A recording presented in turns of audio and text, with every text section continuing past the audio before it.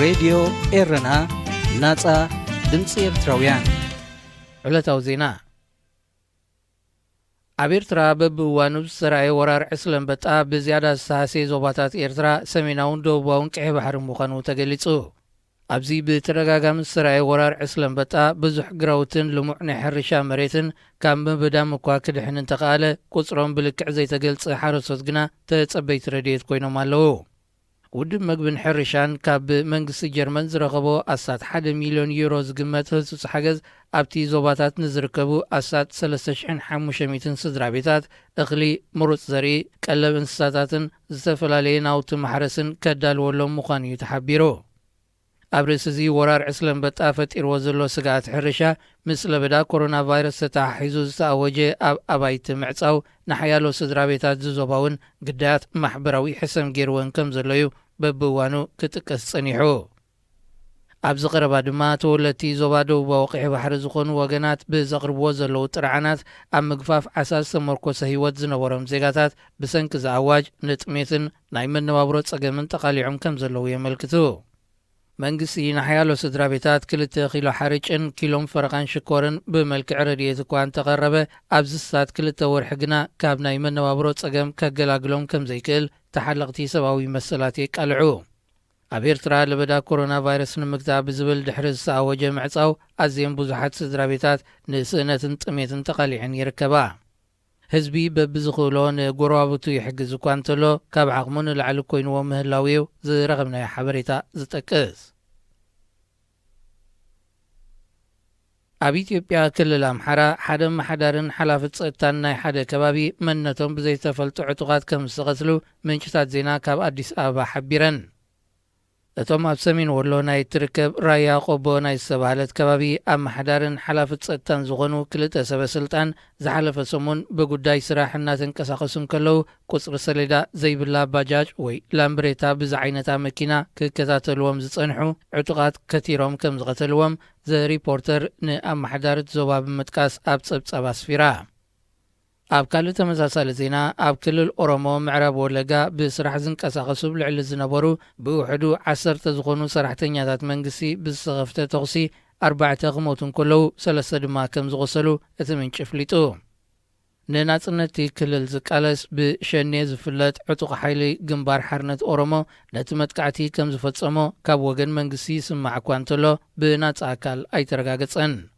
ኢትዮጵያ ፖለቲካዊ ለውጥታት ንምትእትታው ኣብ ዝኸደቶ ናይ ኣሳት 2 ዓመታት ጉዕዞ ንኩሉ ክልላት ብርግኣትን ጸጥታን ከም መሓደር ዝኽእል ማእከላይ መንግስቲ ከተቕውም ከም ዘይከኣለት እዮም ዝተፈላለዩ ፖለቲከኛታት ክልል ኦሮሞ ዝትንትኑ።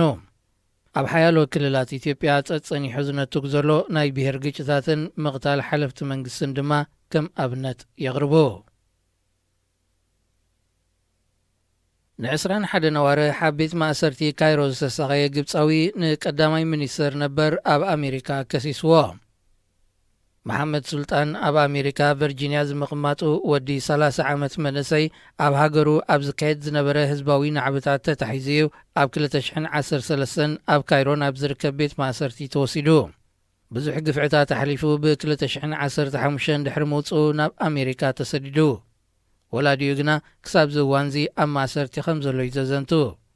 ነዚ ግፍዕታት እዚ ክፍጸም ፍቓድ ዝሃቡ ሰበስልጣን ኣዘዝቲ ሰራዊትን ሓለፍቲ ጸጥታን ግብፂ ምዃኖም ድማ እዩ ዝምጉት።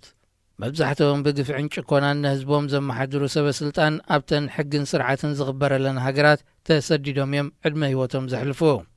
መሓመድ ሱልጣን ሓደ መዓልቲ ነቶም ግዳይ ስቓይ ዝገበርዎ ሰበስልጣን ግብፂ ከሲሱ ናብ ፍርዲ ከቕርቦም ከም ዝኽእል ሓሲብዎ ከም ዘይፈልጥ የዘንቱ።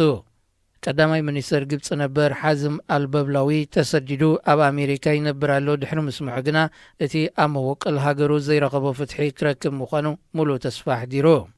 ኣብ ልዕሊ ደቂ ሰብ ምግሃስ መሰላት ስቓይን ካልእ ግፍዕታትን ዝፍጽሙ ሰበስልጣን ወፃኢ ሃገራት ናብ ኣሜሪካ ዝግዕዝሉ ክኽሰሱ ከም ዝኽእሉ ካብ 1991 ኣትሒዙ ዝተነብረ ሕጊ ኣሎ። መሓመድ ድማ ነዚ ሕጊ ዝተኸቲሉ እዩ ንቐዳማይ ሚኒስትር ግብፂ ነበር ናብ ፍርዲ ከቕርቦ ክሲ ዝመስረተ። ኣብቲ ክሲ ፕረዚደንት ዓብደልፋታሕ አልሲሲ ሓላፍት ጸጥታ ዓባስ ከማልን ካልኦት 3 ላሕሎት ሓለፍቲ ጸጥታን ኣዘዝቲ ሰራዊትን እውን ተኸሲሶም ኣለዉ። ቤት ፍርዲ ኣሜሪካ ገበነኛታት ኮይኖም እንተረኺብዎም ናብቲ ሃገር ኣብ ዝስደድሉ ክእሰሩ ተኽእሉ ኣሎ። ዳይሬክተር ሰብአዊ መሰላት ኤርትራ ወይዘሮ ኤልሳ ጭሮም ንሓደ ካብ ላዕሎት ሓለፍቲ ህግደፍን ብዙሕ ግፍዕታት ከም ዝፈጸመ ዝዝረበሉን ኣቶ ናይዝግ ክፍሉ ኣብ ዓባይ ብሪጣንያ ከሲሳቶም እምባራ ይፍለጥ። እንተኾነ ብሰንኪ ዝነበሮ ከቢድ ጥዕናዊ ፀገም ናብ ፍርዲ ክቐርብ ከም ዘይከኣል እዩ ዝጥቀስ። ብዙሓት ላዕሎት ሰበስልጣን ህግደፍን ሓለፍቲ ኣብያተ ማእሰርትን ዝነበሩ ኣብዚ እዋን እዚ ሕግን ፍትሕን ኣብ ዘለዎን ሃገራት ተሰዲዶም ይነብሩ እኳ እንተለዉ ብዘይካዚ ናይ ኣቶ ናይዝግ ፍጻሜ ዝተኸሰ ካልእ ብወግዒ ዝተገልጸ የለን። ዜና ኣብዚ ይፍጸም። ሬድዮ ኤረና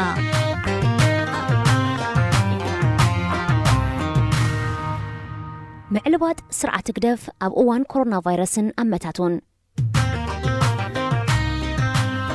راديو إيرنا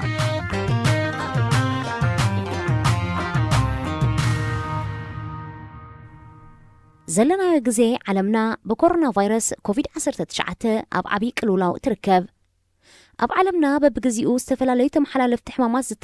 زرائيون كان تخونو قالت إفكاني من اللي بعد خلو زلو بمخانون بفلاي أبتن معبولات حجرات علمنا زخف أجودات يورد مهلاو تسألوه أبحث إرجزي أملا علم كبات أحكي ليه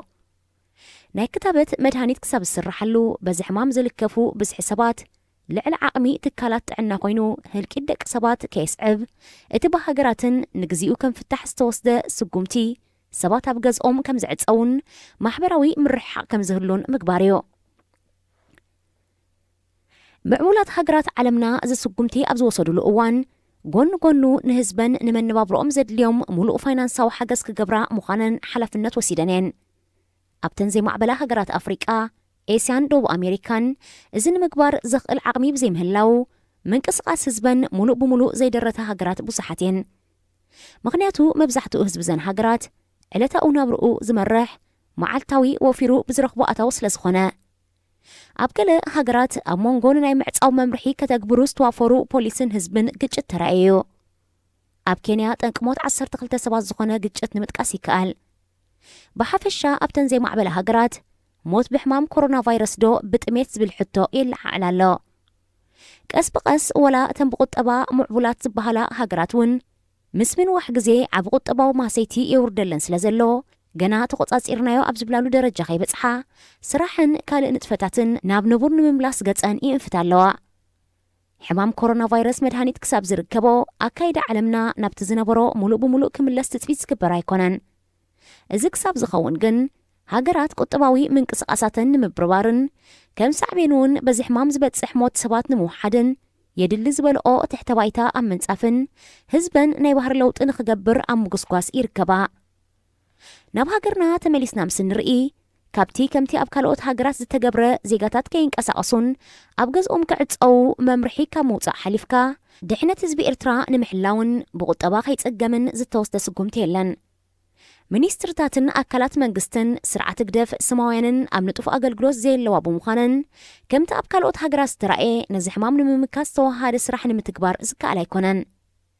مرحتي هاجراتن زملكتهم حلفتن أبسي سيكتروم مس كورونا فيروس التححاز نهزبهم بقصالي مجلساتن مبريتاتن أبزهبولو زلو أوان مرحة هقدفن كالوت حلفتن زي سرعات بأنصار نايزي نحسا من تأجا من هزبنا أب أوان حمام كورونا كم حالة صبو أقات أمي وسيدوم أبربحهم نموعال لعلن تحتن كبلو إرأيلو نعقهم أب تحت قرصي تكالات عنا هاجرنا نلبدا زحمام نمتصوار بقع زي مخانو بزحمام نستلقفو نمحوايك حق الزخقل قرب مدهانيታት ዘይምህላው መመርመሪ መሳርሒ ዘይምህላው ትካላት ጥዕና ሃገርና ብዓቕሚ ኪላታት ሕክምና ይሰቃያ ምህላውን ኣብ ርሑቕ ገጠራት ሃገርና ዝርከብ ህዝብና ኣብ ዝሓመሉ እዋን ናብ ኣገልግሎት ክረኽበሉ ዝኽእል ዝሓሸ ቦታ ንምግዓዝ ዝሕግዛ ኣምቡላንሳት ዘይምህላው ንህዝቢ ዝሕማም ንምክልኻል ዝሕግዝዎ ናይ ፅሬት ነገራትን ካልእ ይትረፉን መሕፀቢ ኢድማይ ዘይምህላው ህዝቢ ብዕለታዊ ዝምገቦ መግቢ ክሽገር ምዃኑ ዝዓጦም ኣይኮነን بز مخنيات كمتي أبجل هاجرات الترأي من اللي بعز حمام أب هاجرنا مسرقة أبز بنا كبت حوز خيل هالكيت قليل كخون كم زي كقل نتصوريو إذا مستهزبي بقطبات دقيمو مهلاون وقول قرب أبتكالات نقدي زي مهلاون تحويسو زخبدي قبرو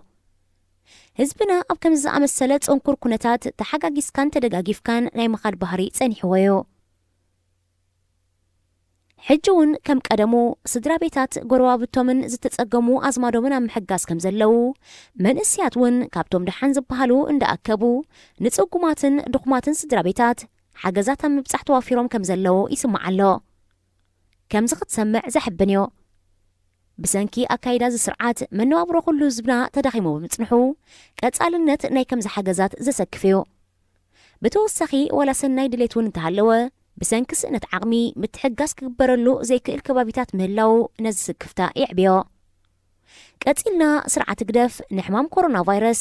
ከም ጽቡቕ ኣጋጣሚ ወሲዱ ኣብ ረብሕኡ ንምውዓል ይገብሮ ካብ ዘሎ ምንቅስቓሳት ብኸምዚ ዝስዕብ ክንሪኦ ንኽእል ሬድዮ ኤረና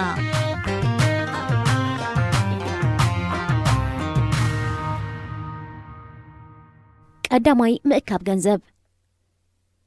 ስርዓት ግደፍ ብስም ሓገዝ ንሕማም ኮሮና ቫይረስ ካብ ውሽጢ ሃገርን ካብቶም ኣብ ወፃእ ዝርከቡ ደገፍትን ገለ ጉሩሃትን ገንዘብ ኣብ ምእካብ ይርከብ ህዝቢ ኤርትራ ኣብ ገዛ ካብ ዝዕጾ ልዕሊ 2 ወርሒ ይሕሊፉሎ ከምቲ ኣቐዲሙ ዝተጠቕሰ ግን መነባብሮ ህዝቢ ንምድጋፍ ዝተገብረ ሓገዝ የለን ብተወሳኺ ንጽሬት ዘድልይዎ ነገራት ጓንትን መሸፈኒ ገጽ እውን እንተኾነ ክዕደል ኣይተረኣየን ኣብ ኤርትራ ንምዕባለ ሃገርን ህዝብን ዝሰርሕ መንግስቲ ተጸንሕ ግን ብኣንጻር ናይ ዝሕጂ ዘሎ ስክፍታታት ህዝቢ ኤርትራ ኣዝዩ ውሕድ ብምዃኑን ንዝተባህሎ ተረዲኡ ናይ ምትግባር ጸገም ዘይብሉ ብምዃኑን ልዕልተን ምዕቡላት ዝበሃላ ሃገራት እውን እንተኾነ ኣብ ዝሓሸ ደረጃ መሃለወ ኣብ ከምዚ ዝኣመሰለ ኩነታት ንምሉእ ህዝቢ ናይ መግብን ካልእ ሓገዛትን ምግባር ኣጸጋሚ ምኾነን ህዝቢ ኤርትራ ብ2-3 መራኽብ ብዝመጽእ ናይ መግቢ ሃለኽቲ ነገራት ዓጊቡ ነብሱ ገቲኡ ክኸይድ ዝኽእል ህዝቢ እዩ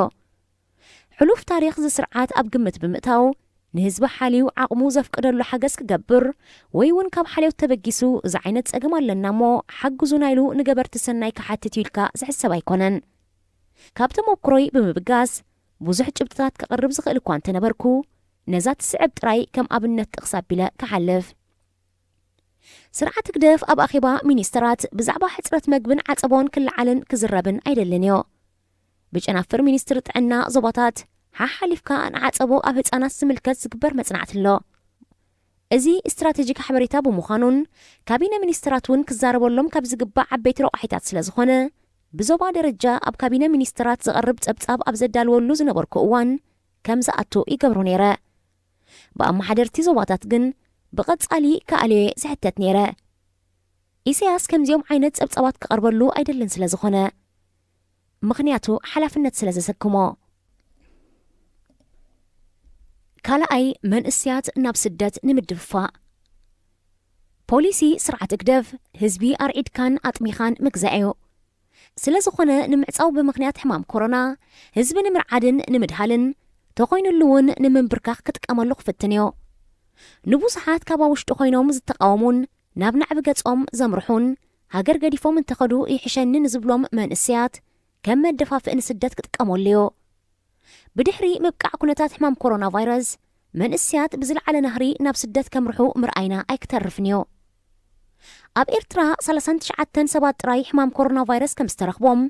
ኩሎም ሓውዮም ከም ዝወፁ ተሓቢርና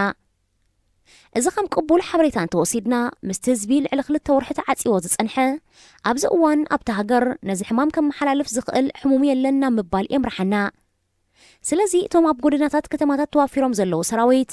ናብ ዶባት ተወሲዶም ዝኣቱን ዝወፁን ሰባት ክቆጻጸሩ ክሳብ ምትእማን ዝፍጠር መጓዓዝያ ነፈርቲ ጠጠው ከም ዝብል ምግባርን ምንቅስቓስ ኣብ ውሽጢ ሃገር ናብ ንቡር ምምላስን እዩ ዝግባእ ብተወሳኺ ኤርትራ ወደባት ስለ ዘለዋ ንህዝቢ ንዕለታዊ ናብርኡ ዘድልይዎ ነገራት ብነጋዶ ኤርትራውያን ወይ ብኩባንያታት መንግስቲ ብጠለብ ካብ ካልኦት ሃገራት ከም ዝመጽእ ንምግባር ይከኣል ስርዓት ግደፍ ግን ኣብ ከምኡ የለን ንህዝቢ ኤርትራ ብናብራ ክጽገምን ክርዕድን እዩ ዝደልዮ ንዕኦም እዚ ጽቡቕ ኣጋጣሚ እዩ ንህዝቢ ኤርትራ ከዓ ዓብዪ ተሞክሮን ናይ መጠንቀቕታ ደወልን እዩ ሳልሳይ ምንቅስቓሳት ዕድመ ስልጣኑ ንምንዋሕ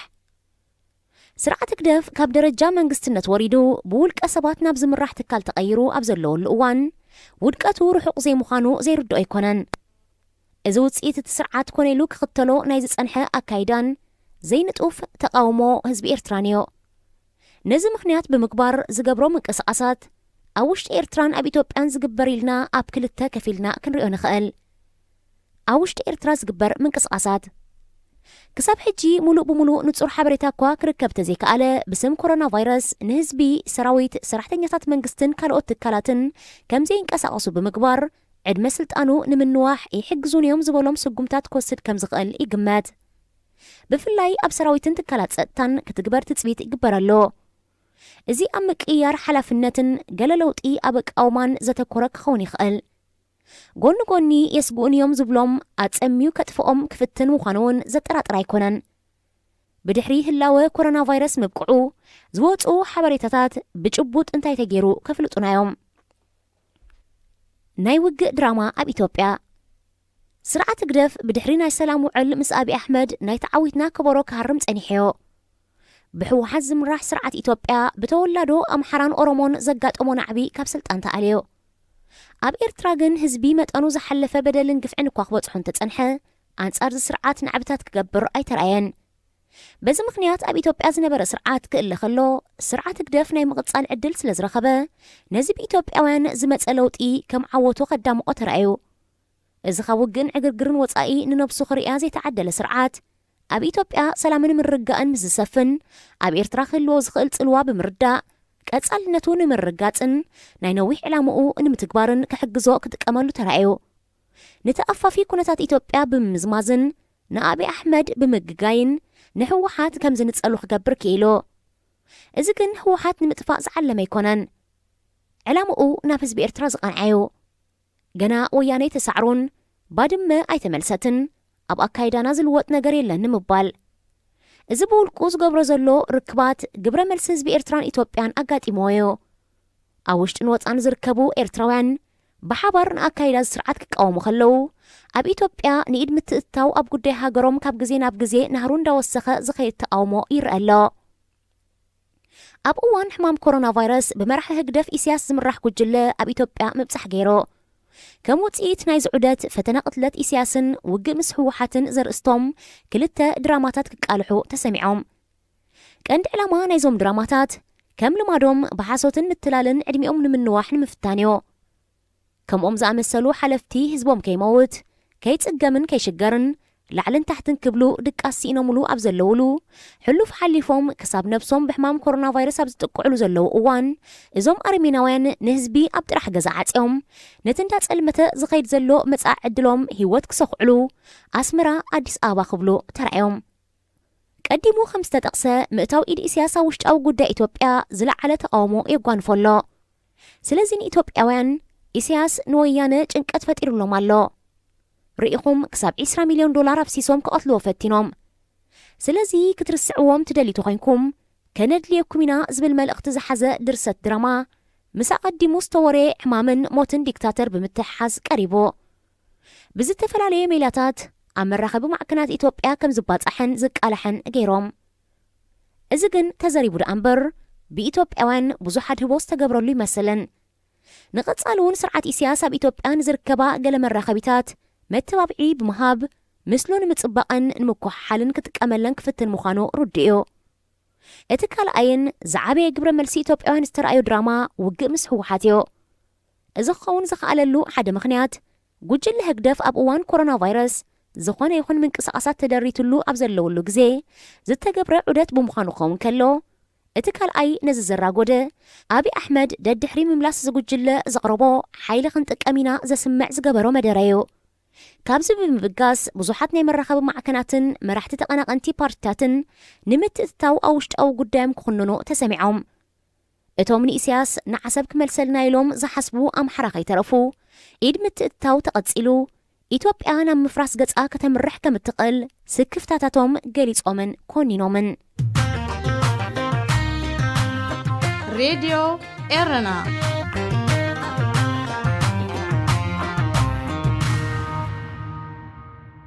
تقبل النت دكتور أبي أب إثيوبيا كاب جزين دان قولقوليو كخيد سانيحو أب قربا مس سجار من رجعة تحاحزو عبب الدهو أقات إمولو إتوم نحد حدوم زي سامو عزنبورو تقاوم تغي ترفه أبزو قداي ناي حبار مرقت سخوصدون بمسرة قوام تهاجر كورح مسكرة من الحر نسلت أن أبين بارتيون كم زي فلتو إيقلت لو إذن سرعة هجدف شغلات فتير له يركب قجل هجدف أبعدته نأبي أحمد قبل علي تقامتي ترير سقم تخوصد إذا خجبر مزيك الجن أب حدقة خاطو مخانون اتزحش جزي حجي علم أبكالو قداي تسأمي داخل مخانون كم مخروه خمز خلو إجمات سرعة هجدف نقص السلطانو مسلطان أبي أحمد التحيز يزرعه أب إثيوبيا مسؤوم زي سامع منجستي أب سلطان مزمت إثيوبيا مبجسن مسجاجرن بايتا نجونت أو لوتي بإرتراوين كتكون سلة تخيل إزي إتزعبي وانوي شغلتوميو بتوسخي إتي إسياس نمو ألوز حسبوز نبرة متنبار إرتراميس إثيوبيا أبزك زي كتجبرو خمزي كل سلستردقو مسكونتات عنقون عدميونا تحيزو إتقون كوني حوارو من جدي ممتع ودو نفسلطان جيري وسيدو ممتع ودو نفسلطان بدوتات كمزلوكا زردا انتخونه كتجبرو يخيليلو كيتحلل خسر رحس والسنة يمثل إسياس نقجلون سراويت إثيوبيا أمريتن بحر إرتران نمتاو مدبت أنحواميو بسانك زي مرقا إثيوبيان تقاومو هزبي إرتران نمتقبارو أي تخألن بسم وقع مسويانا سراويت إثيوبيا أب إرتران خاطو انتخيلو أبستنا وحا نخل عال زخل تقاوموتات بمجفلاق نودو نفسلطان نمتاك تكامرلو خمز خأل إيقمات أقدمو مس إثيوبيان صومالن بسم قطباوي محبراون تقطاون متحقازات كقبرو زتسانحا وعلاتون بشفان ني حبارو التهدراوي لممداتن من لوقت تمكرو سراويت إثيوبيا أب بحر إرتران مئتاو منبارو بزوحات يسامعلو صومال نشفان تراي تأتو منبارا إقلات بحالا فستاف مكلخال فيليبوس تتقبر عدت نتخن واقعنا زبل دراما نمرقاد زتقبر كان مخان زحلفا يكونن فيليبوس حدا خبتم هيوت بزوحات إرتراوين زتفقه حلوف حلفو أبزو واقش باركا أبتحتيو أبز نبرا أهادوتات نزنبرو من إسيات بسم كوبلي لومن نخالوت ممهار خونو زبل زي حلف النتاو علما كرشانو زعززن ببوزوح كالئن إدو بدمج أكو مخانو سلسفلتويو أبي أحمد حيلختك أم مخانو قاليتو هكدف مسحوحات وقق قبرو مخانو مزا بروباغاندا يقبرو لو نمخانو تقولو وقق مسحوحات اللوريو انت تجيروخا انتي ملكع قحز بخمزي زسعب كتنتن إيكال أب إثيوبيا أبين قجلون نابسلطان أبزو مطلو أوان أبلعلي أمولو إثيوبيا ينبروز نبورو تولادو تقراي بسانكي تقراون نتوم تراي بزوردوم مقتل تنقفعن ناب تقراي كأكبون بمرحنة حوحات حقوسات يخونو أيخونو بزي قدس بوحدو نزل لنا يقزيت حوابيركا تقراون نتكا مكلخال أبز باليوم راقيتهم أبلعليهم زورد بدلات وتسيت أبسلطان زلو مرحتي أنصار تقراوت زقبرو قسقاس مخانو يأمنو أب إثيوبيا بديمقراسين حقن زأمنن بحفشا نزأمونغو بهرات زلو قريجتات بفلاي أبلع لتقراوت زلو تسألين مقلاي زسرح منقستي كساب زمت تقراوت كم هاقرون متأن نتس أخوينهم كنكأساقسو كتقموميو أزي نتوم سعر الزقوانة فوم مرح تحوحات تنفاسوخ إلوم تراي زيكونا حيل هبوميو سلازي هوحات أبزق زيزي بسحي سراويتو بسحي حزب تقرايو كسابا فنجقوم زمناوت وار عتقوم كم زلو يفلات أبي أحمد كان مفرح حليفو وقع مسحوحات نمخفات زو السنة يمثلن من البات نتوم بزي عتكز بدهو زلو مرحت تقاومتي بارتيتات سوقم تخوصدلهم كفتن إيخالي خاون مسحوحات زقبر وقع جن أبموغو كلتا هاقراس زقبر وقع ملكع كحز مخانو زو صحتا يكونن سرعة تقدف انتخونه كاب مكفاف مجواين مئسارن زحلف زخونه يكون وتهدراو عقمي بلون هزبن سراويتن إرترا مسؤوم كم زي اللون يفلت يوم سلازي عبدان تزي تحاويسوو تقولو وقع جري شويلن مبال إيكال أقدمون منقست أبين سرعة تقدفن نتقراي أبستنا وحيب قطبان مدخام كسرحو تاني حميوم علامو هزبي بنابرا ماريرو كاب حوحات كم زنتسأل نمقواري نيرو كاب ستتبايو وطائي بوليتيكاو كنتات إرترا خكاير بمجمارو جن كدمي أب كلل تقراي قطباو تأقام ممتقون حوحات مدخامومن أب إرترا أقدمو لو تناي ممتقا لعل تقولو خمزلو ستردو أي مسل كنتات إثيوبياون كم تأقدمو استتأقسايو مرحت حوحات كساب حجيج وبوت سقم تقوستون أو انتاو تراخت صوتون وكانت زي ترأيو مست أب إثيوبيان بوغن هقدفن زلوهم تقطات مريت تقراي نعتقات تقومتي إرترا كفوتون متشون كقبرو تقولو تاتهالو كابز حلفة جيقوم تماهيروم بغن عنان بزي زخوان إيد متتاون نزخ قبرو مسزخقلو هقدف أب سلطان ناي مصنح عدلو أزيو تأبيبيو أب إرترا لو تمزمت أمونغو خلتيو هزبتات ناي نقد نتفتات كلو تتميت يقبرالو እዚ ንህዝቢ ትግራይ ብውሕዱ ክሳብ ምስ ካልእ ክፋል ሃገሮም ዘለዎም ፀገማት ዝፍታሕ ዓብ እፎይታ ክህቦም ተኽእሎ ኣለዎ ስርዓት ግደፍ ብማሕበራዊ መራኸቢታት ብዕሱባት ኣቢሉ ኣንጻር ትግራዎት ዝቐንዐ ናይ ጽልኢ ጎስጓሳት ይገብር እኳ እንተሃለወ ህዝቢ ኤርትራ ቀዳማይ ጸላኢኡ ባዕሉ ስርዓት ግደፍ ምዃኑ ተረዲኡ ስለ ዘሎ ብዙሕ ውፅኢት ዘለዎ ኣይኮነን ብኣንጻሩ እኳ ደኣ ህዝቢ ኤርትራ ንዕኦም ጸሊኡ ንስኹም ትሕሽና ኢሉ ናብ ህዝቢ ትግራይ ክዕቆብ እዩ ዝኸይድ ዘሎ እዚ ንስርዓት ግደፍ ዓብ ፍሽለት እዩ ፍጹም የዕብዮ ዓባይ ብሪጣንያ ሬድዮ ኤረና ናጻ ድምፂ ኤርትራውያን እታ ከተስተንፍስ ዘይከኣለት ሃገረይ ኣብ ምስሊ ጆርጅ ፍሎይድ እንክትርአ ብይርጋለም ፍስሓ ሬድዮ ኤረና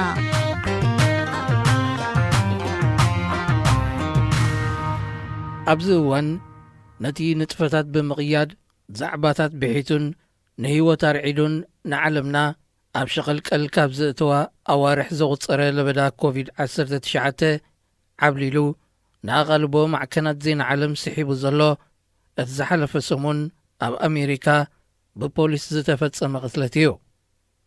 ነቲ ዓመፅን ጭካንን ኣባላት ፖሊስ ዘስዓቦ ሞት ኣፍሪቃዊ ኣሜሪካዊ ዜጋ ተኸቲሉ ዝተናሃረ ስምዒታት ህዝቢ መዕገቲ ተሳኢንዎ ኣሎ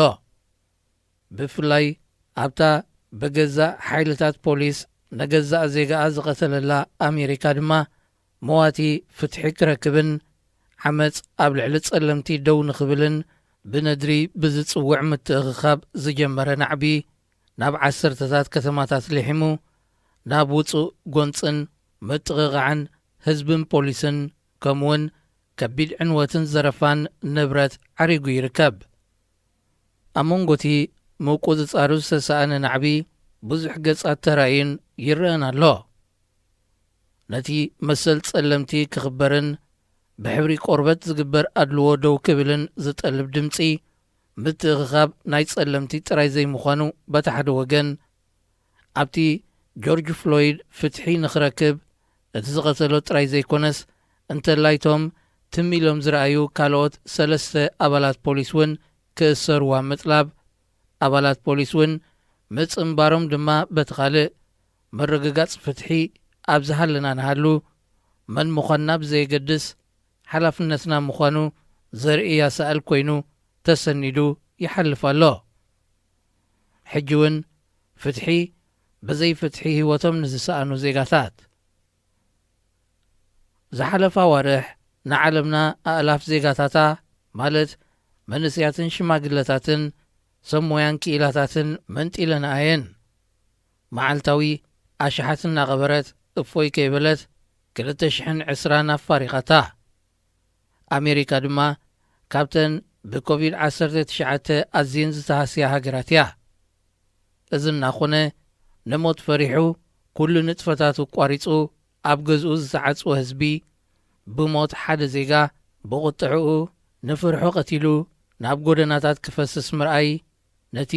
ዘይንቡር ሞት ጆርጅ ፍሎይድን ኪንኡ ዝኸደ ድጉል ቁስሊ ጸለምትን ኣጉሊሑ የርኢ ቅትለት ጆርጅ ፍሎይድ ቅትለት ሓደ ዜጋ ዘይኮነ ቅትለት ፍትሕን ሰብኣውነትን ስለ ዝኾነ እዩ ሰባት ንህይወቶም ከይፈርሑ ብዛዕባ ትንፋሶም ከይሓሰቡ ንፍትሒ ደው ምባል ዘይተወላወሉ ኣብተን ብመንግስቲ ዝውነና ሬድዮ ጋዜጣን ቴሌቭዥንን ኤርትራ ብዛዕባ ዝፍጸመ እንታይ ይበሃል ይህሉ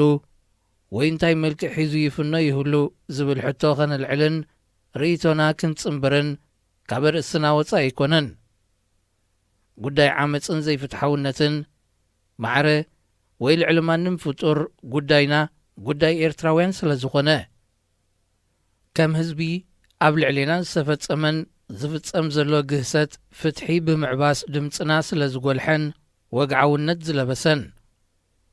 ትንፋስ መላእ ሃገር እዘን ሜድያታት እዚአን ኮይነን ምስ ተረፋ እንሓስቦ እንብሎ እንሪኦን እንሰምዖን ተመሪጹ ክወሃበና ግድን ኮይኑ እዩ ስለዚ ኣብ ዓለም ዝተፈጸመ ነገራት በዘን ሜድያታት እዚአን ክሓልፍ እንተኾይኑ ነቲ ብኤርትራ ዘሎ ስርዓት ዘይወቕሶ ዘይሕጭጨሉ ነተግባራቱ ኣብ ሕቶ ዘይእቱ ብፍላይ ፍትሕን ሕግን ወይ ማእሰርትን ዓመፅን ዘየልዕል ብሓፈሻ ነተግባራት ስርዓት ምኹኑይ ዝገብር ወይ እውን ብጸላእተይ ዝብለን ሃገራትን መራሕተንን ዘፈጸመ ክኸውን ኣለዎ። ሬድዮ ኤረና ናጻ ድምፂ ኤርትራውያን እሞ ኸደኣ ኣብታ ወትሩ ከም ጸላኢትን ዘይደላይት ጽቡቕን ኤርትራ ተጠቒሳ ዘይትጽገብ ኣሜሪካ ኣብ ቃልዕ ጎደና ኣብ ቅድሚ ካሜራ ዝተፈጸመ ቅትለት ኣብ ማዕከናት ዜና ኤርትራ ከይተዘርበሉ ክሕለፍ ክኸብድ ይኽእል እዩ ዝብል ግምት ኣለኒ። እቲ ነስለ ፍትሕን መሰል ሰባትን ዝሰዓበ ናዕብኸ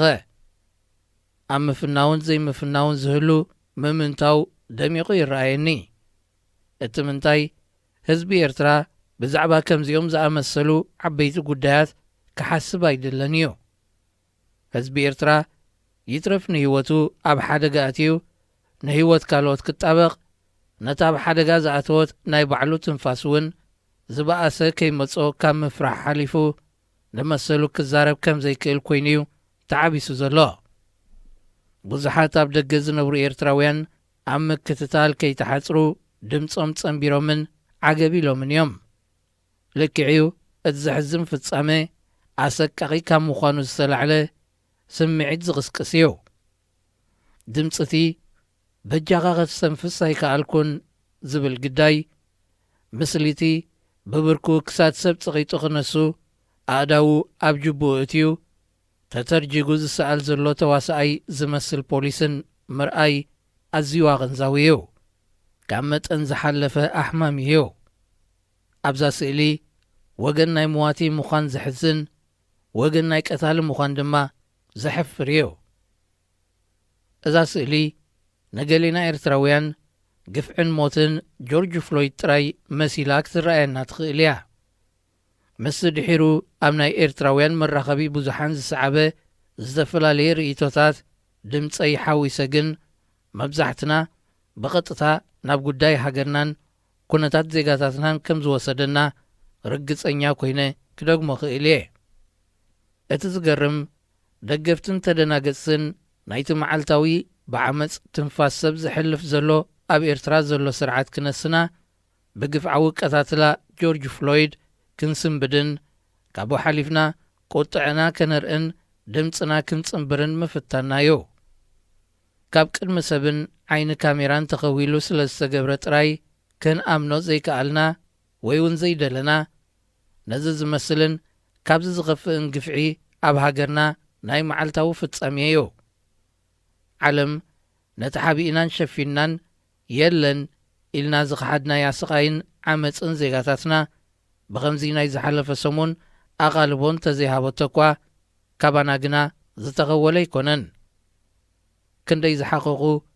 ዝተሰወሩ፣ ዝተቐትሉ ኣብ መወዳእታ ድማ ፍትሒ ዝሰኣኑ ዜጋታት ከምኡውን ክንደይ ዝዓነዋ፣ ዝተበተና፣ ዝኸርተታ፣ ዝተሳቐያ፣ ዝዘኽተማ ስድራ ቤታት ዝሓዘት ኤርትራ እያ ዘላትና። እቲ ዝረኣናዮ ምስሊ ማውታ ጆርጅ ፍሎይድ ልክዕ ህልው ኩነታት ሃገርና እዩ። እቲ ካብ ካልኦት ክጉዕፀፅ እንከሎ ዘሕመና ፍትሒ ከመይ ኢሉ ኣብ ገዛእ ዜጋታትና ክፍጸም እንከሎ ሓላል ዝኸውን? ንማዕርነት ካልኦት ክንጭድር እንከለናኸ ንምንታይና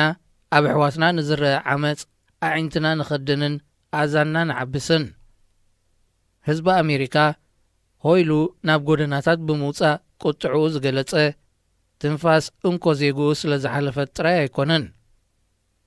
ሞት ፍትሒ ብመገዲ ሞት ሰብ ስለ ዝረኣየ እዩ። ሞት ፍትሒ እንታይ ከም ዘስዕብ ስለ ዝፈልጥ እዩ። ጽላሉ ክፈርስ ትም ክብል ስለ ዘይብሉ እዩ። ሞት ፍትሒ ናብቲ ኤርትራና ዘላቶ ደረጃ እዩ ዝወስድ። ኣብኡ ክነበር ዝደሊ ሰብ ድማ ፍጹም የለን። ኣብ ዓድና ፍትሒ ከነንግስ ስለ ዘይተኻእለና ናብ ዓዲ ፍትሒ ዝሳገብና ህዝቢ ኢና። ክንዳና ኢሉ ጭጉራፍ ፍርሰት ሕግን ሞት ፍትሕን ዝሃሰዮ ህዝቢ እንተሃልዩ ኣዝዩ ውሑድ እዩ። ኣብራኽ ዓመፅቲ ኣብ ክሳድና እንከሎ ትልኽ እናበልና ምንባር ስለ ዝለምድናዮ ፍትሒ ዘይግባአና ኣይኮነን። እታ እናተሳሕገት ከሰንፍስ ኣይከኣልኩን ከሰንፍስ ኣይከኣልኩን ከሰንፍስ ኣይከኣልኩን ትብል ዘላ ኤርትራውን ፍትሒ ግባአዩ። ኣብ ማውታ ጆርጅ ፍሎይድ ርኢኻ በቲ ፍጻመ ተቖጢዕኻ ዘይፍትሓውነትን ተግባርን እቲ ጨካን ፖሊስ ኮኒንካ ከተብቅዕ ደጋፍቲ ኣብ ኤርትራ ዘሎ ስርዓት ክትከውን ዝከኣል ኣይኮነን። ባህሪ ወዲ ሰብ ነዚ ፈጺሙ ዘይራኸብ ስምዒታት ኣብ ሓደ እዋን ክእንግድ ዝኽእል እንተኾይኑ ንሰሞ ያገድፎ። ኣቱም ከሰንፍስ ኣይከኣልኩን ዝብል ድምፂ ትውፅዕ ኣፍሪቃዊ ኣሜሪካዊ ዜጋ ኣብ ከብድኹም ዝኣተወኩም ደገፍትን ተደናገጽትን ዓማጺ ንድሃይ ኤርትራን ህዝባን እውን ኣዳምጽዎ። ንህዝብኹም እውን ፍትሒ ይምልከተዩ ይብጽሑ እዩ። ይርጋለም ፍስሓ ሬድዮ ኤረና ናጻ ድምፂ ኤርትራውያን